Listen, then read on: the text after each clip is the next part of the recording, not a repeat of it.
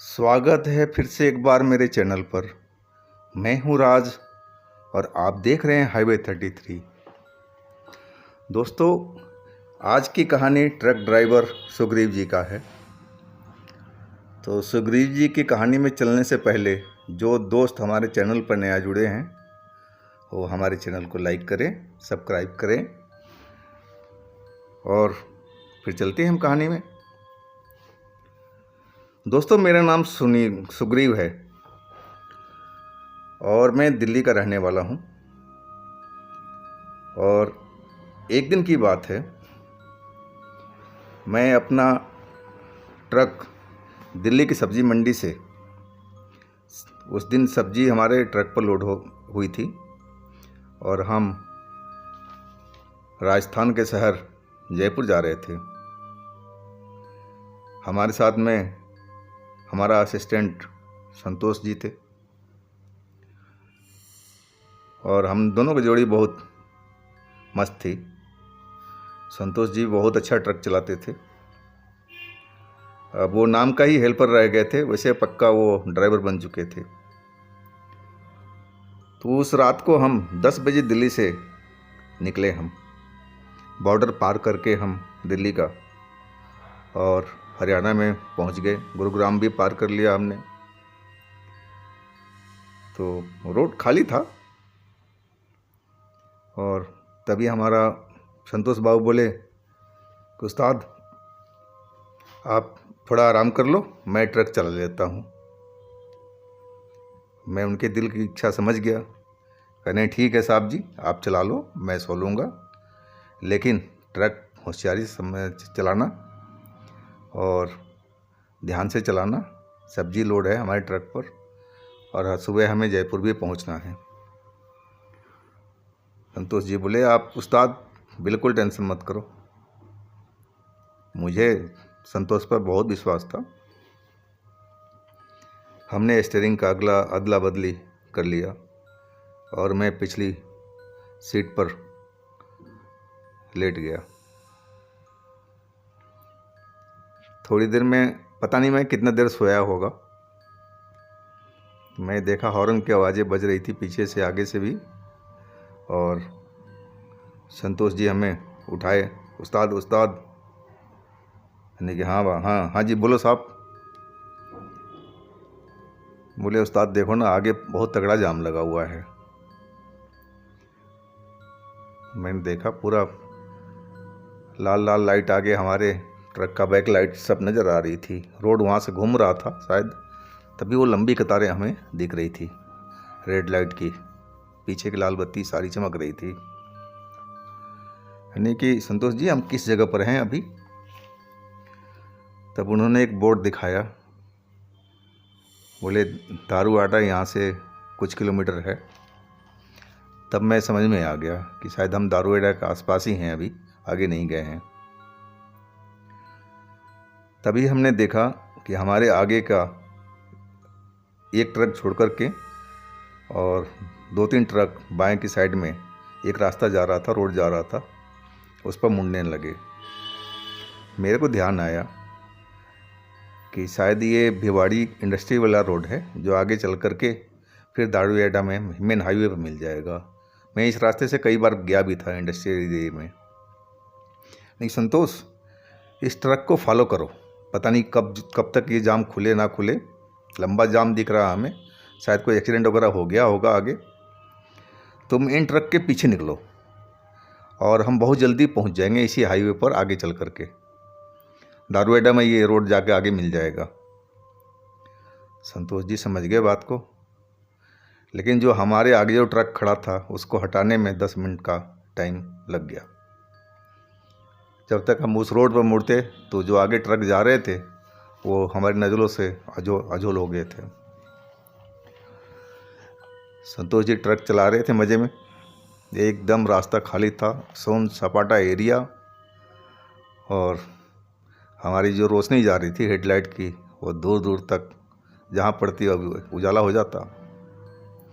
काफ़ी दूर चलने के बाद में एक छोटा सा गांव आया। वो रोड के ऊपर ही था, आजू बाजू में बाएं और दाएं। उसको हम पार कर गए फिर बिल्कुल बिरान एरिया आता है कुछ किलोमीटर तक। हम जा रहे थे मज़े में, तभी हमने देखा कि सड़क के बीचों बीच लाल लाइट नज़र आ रही है। शायद किसी गाड़ी का बैक लाइट था। और नज़दीक पहुँचे तो पता लगा कि वो तो ट्रक खड़ा है, स्थिर खड़ा है। संतोष जी हमारी तरफ देखे, हाँ उस्ताद। नहीं भाई, गाड़ी रोको और हॉर्न मारो, देखो कौन है भाई साहब जो रात में बिल्कुल बीच सड़क पर रोड पर खड़ा करके और आराम से शायद सो रहे हैं क्या। मारो हॉर्न मारो, डिपर मारो। लेकिन आगे वाले ट्रक में कोई फ़र्क नहीं पड़ा, ना आगे हटा ना पीछे हटा ना कहीं भी। तब मैं संतोष से बोला, संतोष जी आप नीचे उतरो और मैं स्टीयरिंग पर बैठता हूँ। आप जाओ उन भाई साहब को बोलो कि भैया थोड़ा ट्रक साइड में लगा लो कि रास्ता हमें मिल जाए आगे निकलने के लिए, हमें लेट हो रहा है। संतोष जी चले गए और पूरा ट्रक का चक्कर मार करके आ गए। आगे बोलते हैं, उस्ताद ट्रक का इंजन चालू है, हेडलाइट भी जल रही है और इस ट्रक में ना कंडक्टर है, ना हेल्पर है, ना ड्राइवर है। यानी कि ऐसा कैसे हो सकता है? और वो भी ड्राइवर अपनी गाड़ी को चालू छोड़ करके भला जाएगा कहाँ पर? यानी कि यार देख, कहीं बाथरूम वगैरह तो नहीं कर रहा, आवाज़ तो मारो। संतोष जी ने आवाज़ लगाया लेकिन कोई जवाब नहीं आया। अब मुझे कुछ टेंशन होने लगी।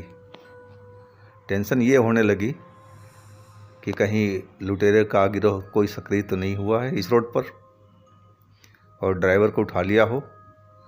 कई कहानियाँ सुनने में आती है कि ड्राइवर को उठा लेते हैं और ड्राइवर को बांध बंद करके ट्रक लेके भाग जाते हैं। कहीं हम लोग इस चक्कर में तो नहीं फंसने वाले? मेरे मन में डर सा बैठ गया।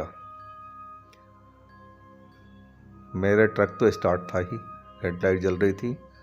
हमारे ट्रक में 3 फुट के एक रखता था मैं सब्बल, जो पहिए वगैरह बदलने में भी काम आता था और कहीं ज़रूरत पड़ जाए तो उसके लिए भी वो काफ़ी था। मैंने वही सब्बल निकाला और टॉर्च निकाला और नीचे उतरा। नीचे उतर करके संतोष मेरे पीछे पीछे। हमने जाके फिर ट्रक का मुआयना किया, पूरा केबिन में देखा, दरवाज़ा खोल करके कोई नहीं था उसके अंदर में। मोबाइल फ़ोन भी पड़े हुए थे वहाँ पर। नहीं कि ऐसा लापरवाह ड्राइवर तो हो नहीं सकता। मोबाइल फ़ोन भी है, ट्रक का इंजन स्टार्ट है और कहाँ जा सकता है? शायद ये लुटेरों का ही काम है। लेकिन लुटेरे तो मोबाइल फ़ोन भी ले जाते। मैं अपने मन में सोचा, नहीं संतोष, हम थोड़ा आगे तक चलते हैं। देखो मोटा सा पेड़ दिखाई पड़ रहा है, उसके पीछे भी जाकर देखते हैं। बहुत मोटा सा एक पेड़ था और तना बहुत उसका चौड़ा था। तो हम उस साइड में बढ़ गए। उस ट्रक की हेडलाइट भी वहाँ तक पहुँच रही थी मज़े में और अच्छी खासी रोशनी थी। जब मैं ही आगे चल रहा था, मैं ट्रक से आगे निकल करके वो पेड़ के पास पहुँचा तो मैंने बैक साइड में घूम गया पेड़ के पीछे। मैंने वो जो देखा, एक औरत या लड़की जो भी बोल लें आप, और एक लड़के के साथ चिपटी हुई थी। मैं एकदम रुक गया, पीछे आ गया। संतोष बोला, क्या हुआ उस्ताद? कहने कि भाई ड्राइवर तो लग रहा है यहाँ पर है। फिर हमने आवाज़ मारी, ड्राइवर साहब ट्रक तो साइड में कर लो यार, आप फिर आ जाना आप यहाँ पर। कोई नहीं आवाज़ आई, एकदम शांत माहौल था। फिर मैं रहा नहीं गया, नहीं भाई हमें लेट हो रहा है, ड्राइवर साहब आ जाओ। फिर भी कोई आवाज़ नहीं था। फिर हमने पीछे गया तो जो लड़की थी वो हमारी तरफ मुड़ करके देखा। अब मैं उसकी शक्ल देख करके ही एकदम सन्न सा रह गया कि ऐसा भयानक शक्ल हमने अपनी लाइफ में कभी देखा नहीं था। जो कहते ना कि चुड़ैल, वो असली चुड़ैल थी। वो काला शक्ल, दांत बाहर निकले हुए हल्के हल्के, और लग रहा था आंखें जैसे कि मतलब भट्टी जल रही हो, उसमें लाल लाल सी। वो हमें गुस्से में देख रही थी कि शायद उसके काम में हमने विघ्न डाल दिया, और हमारी तरफ बढ़ी। संतोष हमारे पीछे था। उसका वो शक्ल देख करके ही संतोष उछल गया और बोला, उस्ताद भागो यहाँ से। लेकिन मैं भागने वाले में से नहीं था। मैंने सब्बल आगे कर दिया, यानी कि अगर तू हमारे पास में आई तो इसी सब्बल से तेरा खोपड़ी मैं खोल दूंगा, ये ध्यान रखना। मैं चुड़ैल से डरने वाला नहीं हूँ। मैंने बहुत चुड़ैल देखे हैं। मैंने ऐसे ही लंबी लंबी डींगें मार दी, लेकिन अंदर से इतना डरा हुआ था कि कपकपी सी आ रही थी पूरे शरीर में। तभी वह चुड़ैल हमारी तरफ बढ़ी आगे को, और वो लोहे के डंडे का परवाह नहीं किया, और उसने मुझे जोरदार धक्का दिया। मैं सीधा जाकर के रोड पे गिरा। इतना तेज धक्का था उसका। संतोष जी आ गए हमें उठाने के लिए। उस्ताद चोट तो नहीं आई? नहीं नहीं भाई, चोट को छोड़ो, तुम ये काम करो, गाड़ी में जाओ दौड़ करके, और वो मूर्ति के पास में गंगा जल रखा हुआ छोटी शीशी में डैशबोर्ड पर, और फटाफट लेके आओ। मैं समझ गया भाई काली शक्ति है, ऐसे तो डंडे से डरने वाली नहीं है, नहीं तो मामला यहाँ ख़राब रहेगा। मैंने कईयों से सुना था कि गंगा जल बहुत पवित्र चीज़ है और बुरी शक्तियों पर बहुत उसका असर होता है। तभी मैं बोला संतोष से कि तुम जल्दी से भाग कर ले आओ गंगा जल। संतोष गया गोली की तरह और फटाफट आया शीशी लेकर गंगा जल का।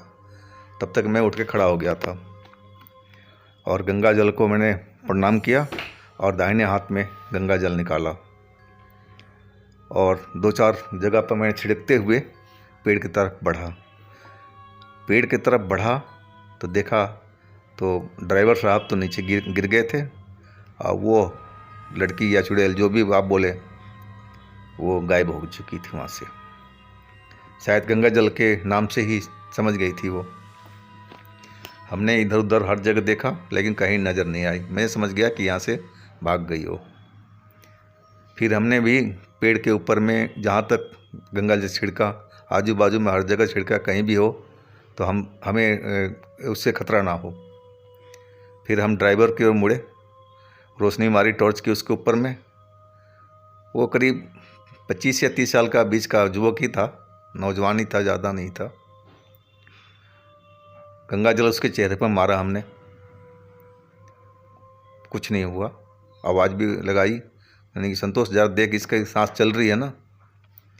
संतोष झुक कर देखा उसके गले पर, बोला हाँ उस्ताद सांस चल रही है, शायद बेहोश हो गया है ये, यानी इसका मुंह खोलो, मुंह खोल। उसने मुंह खोला, मैंने गंगा जल कुछ बूंदे उसके मुंह में टपका दिया। लेकिन तभी चमत्कार हुआ, थोड़ी देर में उसने आंखें खोली और हड़बड़ा करके खड़ा हो गया और हमें हैरानी की तरफ देखने लगा। यानी भाई ठीक हो? तो इधर उधर देखने लगा। बोला मैं यहाँ पर कैसे भाई, आप लोग कौन हो? यानी भाई वो सब छोड़ो, तुम अब ठीक हो ना? बोला मुझे क्या हुआ, मैं तो ठीक ही हूँ। तभी वो बोला हमारे साथ में ट्रक में एक लड़की थी, अब मैं ट्रक से यहाँ पर कैसे आया? यानी कि जो ट्रक में लड़की थी ना, वही तुम्हें यहाँ लेके आई थी, और अगर हम नहीं पहुँचते ना तो तुम्हारा ये रामलीला ख़त्म हो जाता। वो थोड़ा डर सा गया, बोला क्या हुआ मेरे साथ में? कहने खैर वो भूल जाओ, क्या हुआ नहीं हुआ, अब तुम ट्रक चला सकते हो। बोला हाँ बिल्कुल, मेरे को हुआ क्या है, यानी कि अपने ट्रक में बैठो और चलो, तुम आगे चलो हम पीछे चलते हैं। भैया हमारे ट्रक में सब्जी लोड है और वो ख़राब हो जाएगी। बोला भाई वो लड़की है कहाँ पर जिसको हमने लिफ्ट देकर बिठाया था? मैं लिफ्ट के नाम से चौंक गया, यानी कि लिफ्ट दिए थे कहीं पर? बोला हाँ जी, रास्ते में लड़की हाथ दे रही थी, तो बहुत सुंदर सी लड़की थी, तो मैंने उसको हाथ देते ही रोक लिया था। पूछा कहाँ जाओगे, तो उसने फलाना जगह बताया था, मैंने बिठा लिया था। और उसके बाद में आगे में जा कर के इस रोड पर हम मुड़े, तब तक तो ठीक था, और उसके बाद मुझे पता नहीं क्या हुआ, मुझे याद ही नहीं है। यानी कि ना ही याद करो तो बहुत बढ़िया है। और चलो तुम अपने ट्रक में, हमें देरी हो रही थी। अब वो भी भाई साहब कुछ बोल नहीं पाए, आके ट्रक में बैठे। मैंने उनका नाम वाम पूछा, यानी भाई कभी मिलते हैं तो आपसे मुलाकात होगी, फिर बताना कहानी आगे की। अभी हमें जल्दी है, हमें निकलना है क्योंकि हमारे ट्रक पर सब्ज़ी लोड है। आप निकलो आगे और हम आपके पीछे भी चलते हैं। फिर वो अपनी ट्रक आगे बढ़ाए और हम भी पीछे पीछे निकल लिए। तो दोस्तों, आज की कहानी हम यहीं समाप्त करते हैं और आशा है कि आपको कहानी पसंद आई होगी। और दोस्तों, आपके पास भी ऐसी कोई कहानी हो तो हमें इंस्टाग्राम पर ज़रूर शेयर कीजिए। और दोस्तों, हमारे चैनल को लाइक कीजिए, सब्सक्राइब कीजिए और शेयर। अपना ख्याल रखिएगा। कल फिर हम मिलूँगा एक नई कहानी के साथ में। तब तक के लिए आज्ञा दीजिए। आपका बहुत बहुत